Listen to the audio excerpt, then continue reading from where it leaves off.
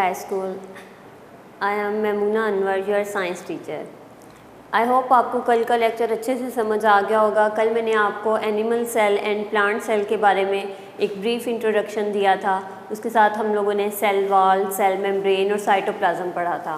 तो आज हम फर्दर सेल ऑर्गेनेलिज पढ़ने जा रहे हैं।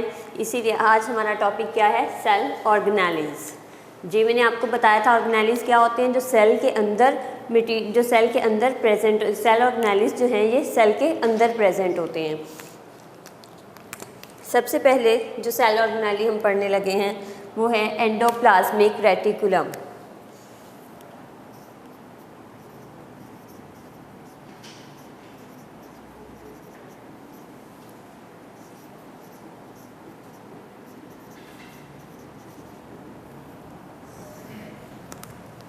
एंडोप्लाज्मिक रेटिकुलम क्या होते हैं?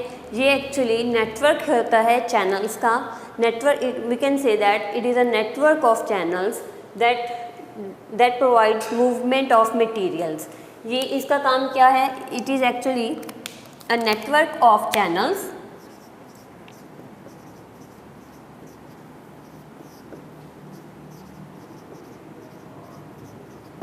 और इसका फंक्शन क्या है? It provides movement of materials inside the cell.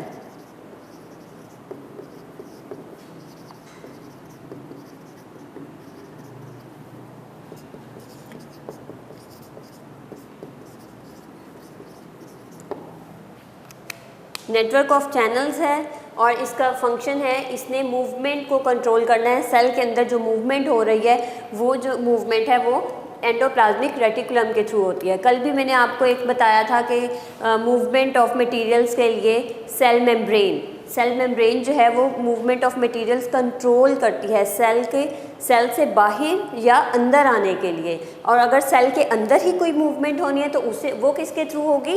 Endoplasmic reticulum के थ्रू। इसकी हम एक डायग्राम देख लेते हैं।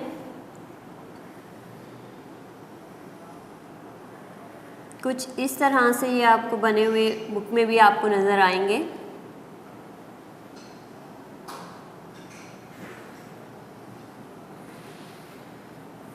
इस तरह से ये बहुत ज़्यादा अमाउंट में सेल में प्रेजेंट होते हैं।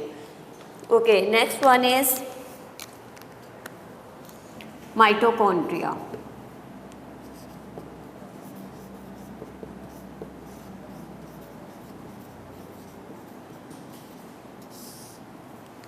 माइटोकॉन्ड्रिया क्या होते हैं? ये भी प्लांट सेल और एनिमल सेल दोनों में प्रेजेंट होते हैं। इसी तरह एंडोप्लाज्मिक रेटिकुलम जो है ये भी प्लांट सेल और एनिमल सेल दोनों में प्रेजेंट होते हैं। माइटोकॉन्ड्रिया का फंक्शन क्या है? It provides energy to the cell. इसका फंक्शन क्या है? इन्होंने एनर्जी प्रोवाइड करनी है। सेल को जो एनर्जी मिलेगी वो किसके थ्रू मिलेगी? माइटोकॉन्ड्रिया के थ्रू।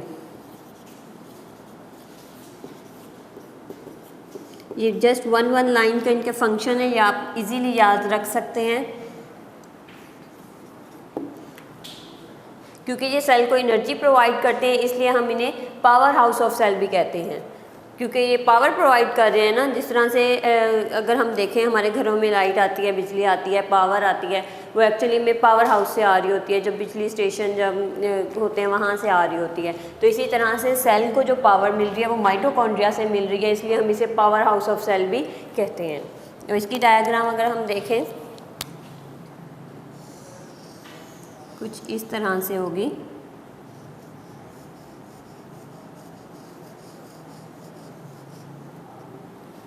ये है माइटोकॉन्ड्रिया, ये इसकी डायग्राम हो गई। आप लोगों ने जब ये क्वेश्चन याद करना है या लिखना है तो आप लोगों ने साथ में डायग्राम्स जो हैं वो ज़रूर ड्रा करनी है। ये कोई बहुत ज़्यादा डिफ़िकल्ट नहीं है, बहुत छोटी छोटी सी इजी सी डायग्राम्स हैं। Okay, next one is chloroplast.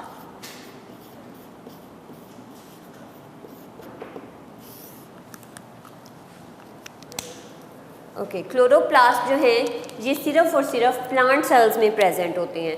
Animal cells में क्लोरोप्लास्ट प्रेजेंट नहीं होते। क्यों नहीं होते? क्योंकि इनका फंक्शन जो है वो है इनमें एक्चुअली में क्लोरोप्लास्ट के अंदर क्लोरोफिल प्रेजेंट होता है और क्लोरोफिल जो है वो सन से एनर्जी को अब्जॉर्ब करता है ताकि वो फूड की सिंथेसिस में हेल्प कर सके, फूड की सिंथेसिस कर सके। और प्लांट्स अपनी फूड खुद तैयार करते हैं, ये आप लोगों को ऑलरेडी पता है। इसीलिए ये क्लोरोप्लास्ट जो है ये प्लांट सेल्स में प्रेजेंट होता है और इसी की वजह से ही इसके अंदर जो क्लोरोफिल होता है उसी की वजह से प्लांट्स जो हैं वो अपनी फूड खुद तैयार कर सकते हैं, और ये एनिमल सेल्स के अंदर प्रेजेंट नहीं होता। क्लोरोप्लास्ट में क्लोरोफिल प्रेजेंट होता है,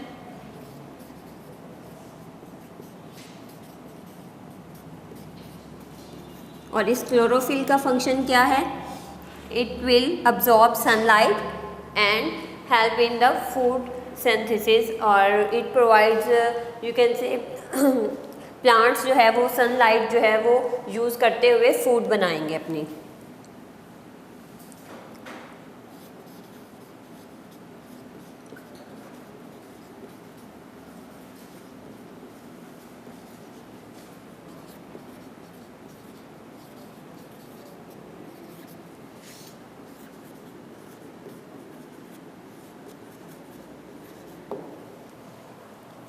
ये इसका फंक्शन हो गया। अब इसकी डायग्राम देख लेते हैं।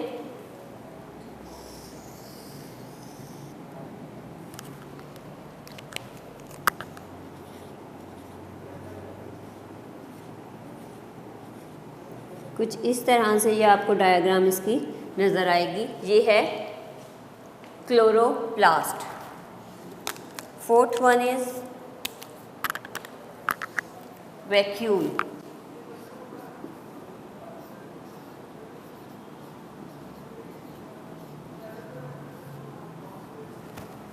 और वैक्यूल जो है ये भी प्लांट सेल और एनिमल सेल दोनों में प्रेजेंट होते हैं, लेकिन दोनों में थोड़ा डिफरेंस होता है। क्या कि ये जो प्लांट्स के अंदर वैक्यूल होते हैं वो एक सिंगल और लार्ज वैक्यूल होता है। जैसे अगर आप डायग्राम याद करें जो मैंने कल ड्रॉ की थी, उसमें जो सिंगल और एक लार्ज वैक्यूल होता है प्लांट सेल के अंदर, जबकि एनिमल सेल के अंदर एक से ज़्यादा वैक्यूल होते हैं और स्मॉल इन साइज होते हैं।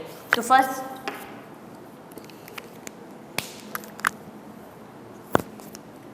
आप लिख सकते हैं in plants single and large vacuole,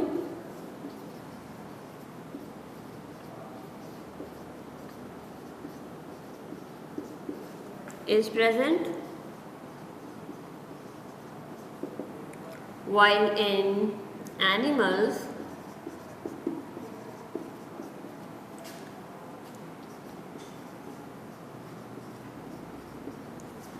vacuoles are many in number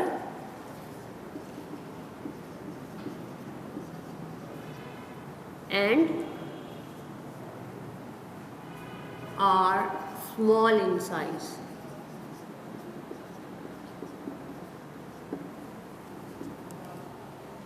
अच्छा, अब वैक्यूल का फंक्शन क्या होता है? वैक्यूल जो है ये स्टोर करते हैं वेस्ट मटेरियल को। इन्होंने क्या करना है? वेस्ट मटेरियल को स्टोर करना है।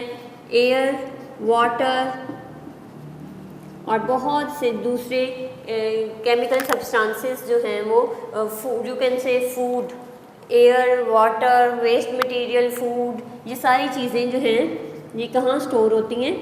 वैक्यूल के अंदर। यहाँ पे मैंने आपको बताया कि प्लांट्स में वैक्यूल जो है वो सिंगल होता है और लार्ज होता है, जबकि एनिमल्स में वैक्यूल्स जो हैं वो एक से ज़्यादा होते हैं, मैनी नंबर्स होते हैं और वो स्मॉल इन साइज होते हैं। इसी तरह इनका फंक्शन क्या है? They will store waste material, air, water, food and many things other. Okay, next. अच्छा, इसकी डायग्राम हम देख लेते हैं।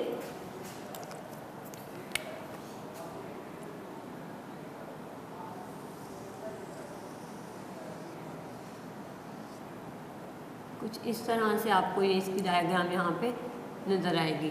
एनिमल सेल के अंदर, प्लांट सेल के अंदर ये इस तरह से ही बना होता है, और जबकि जब हम इसे एनिमल सेल के अंदर ड्रा करते हैं तो हम एक सर्कल की फॉर्म में से ड्रा कर देते हैं। Okay, fifth one is centrioles.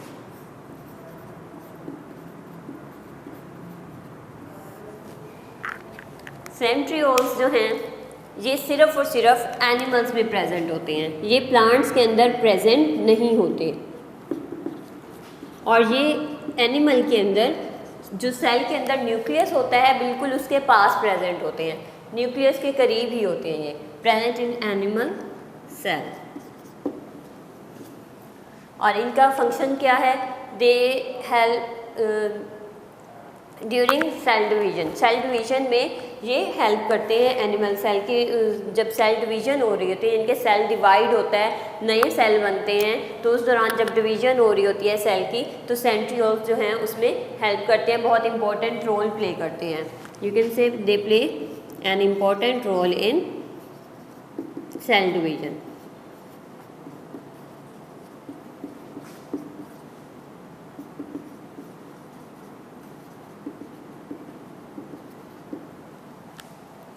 They play important role in cell division. और इसके अगर हम डायग्राम देखें,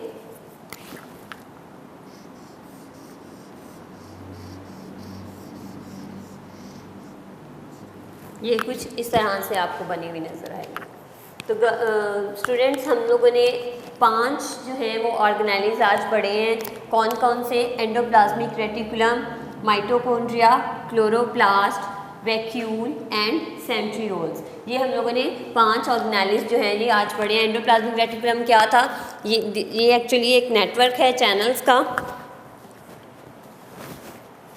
और इसका फंक्शन मैंने आपको क्या बताया, it provides movement of material inside the cell. इनके सेल के अंदर ही जो मूवमेंट हो रही है मटेरियल की, वो किसकी वजह से होनी है? एंडोप्लाज्मिक रेटिकुलम की वजह से।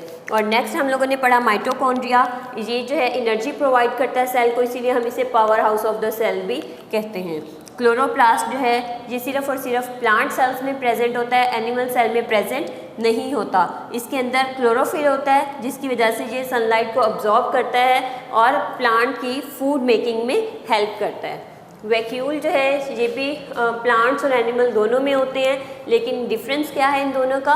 प्लांट्स में वैक्यूल जो है वो सिंगल होता है और लार्ज होता है, जबकि एनिमल्स में they are many in numbers and are small in size. And what is their function? They store waste materials, air, water, food and many things other. And centrioles जो हैं ये सिर्फ और सिर्फ एनिमल सेल्स में present होते हैं, plant cells में प्रेजेंट नहीं होते हैं। और इनका फंक्शन क्या है? They play an important role in cell division. Next हम अब पढ़ लेते हैं न्यूक्लियस। ये 5 ऑर्गेनेलिज हम लोगों ने पढ़ लिए हैं। नेक्स्ट वन इज न्यूक्लियस, हमारा टॉपिक है।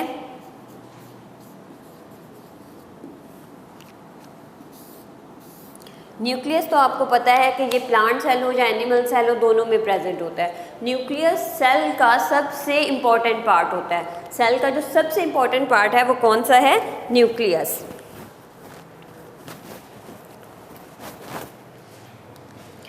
क्योंकि न्यूक्लियस जो है वो सेल की तमाम एक्टिविटीज़ को कंट्रोल कर रहा होता है। It controls all activities of the cell. इसीलिए हम इसे control centre of the cell भी कहते हैं।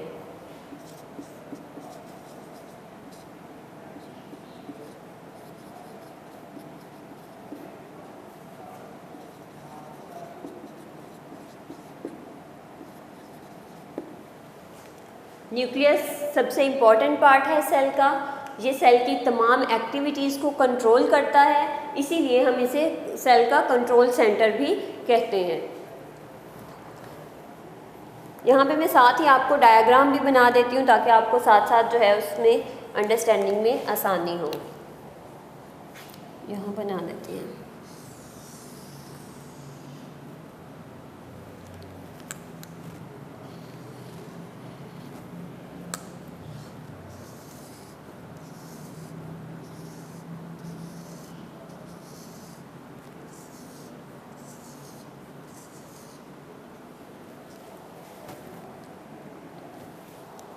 ये जो है एक न्यूक्लियस की डायग्राम है। अब देखें, जो सबसे आउटर लेयर है न्यूक्लियस में, न्यूक्लियस जो है वो एक थिन मेम्ब्रेन में इनक्लोज्ड होता है। ये जो आउटर थिन मेम्ब्रेन होती है न्यूक्लियस की, इसे हम न्यूक्लियर इन्वेलप भी कहते हैं। इसे हम क्या कहते हैं? न्यूक्लियर इन्वेलप या फिर न्यूक्लियर मेम्ब्रेन। न्यूक्लियर मेम्ब्रेन या न्यूक्लियर इन्वेलप कहते हैं इसे हम। और इसके अंदर बहुत से क्रोमोसोम्स प्रेजेंट होते हैं, थ्रेड लाइक स्ट्रक्चर्स होते हैं। ये जैसे थ्रेड होता है इसी तरह थ्रेड लाइक ये स्ट्रक्चर, जैसे ये देखिए मैंने इसके अंदर बनाया है, इन्हें हम कहते हैं क्रोमोसोम्स। इसमें आप लोगों ने दो बातें याद रखनी है, the outer layer is called nuclear membrane and the thread like structures are called chromosomes.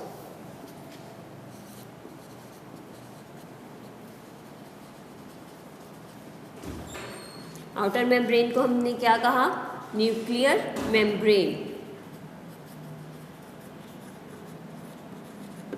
और इसमें थ्रेड लाइक स्ट्रक्चर्स प्रेजेंट होते हैं जिसे कि हम कहते हैं क्रोमोसोम।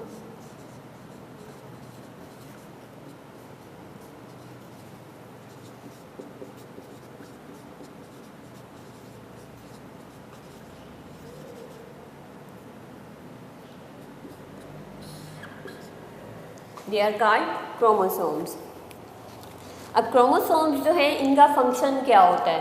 क्रोमोसोम्स एक्चुअली किसी भी सेल की जो करैक्टरिस्टिक्स होती हैं वो नेक्स्ट सेल में ट्रांसफ़र करते हैं। यानी कि जैसे अगर एक हमारे पास सेल है, ठीक है, उसके अंदर उसकी जो जो खसूसियात हैं, उसकी जो करैक्टरिस्टिक्स हैं, वो उसके क्रोमोसोम्स की वजह से होती हैं।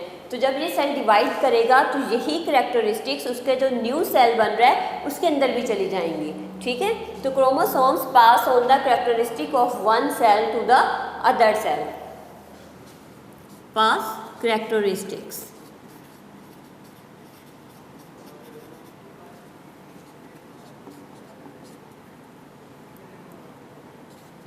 of one cell to the other।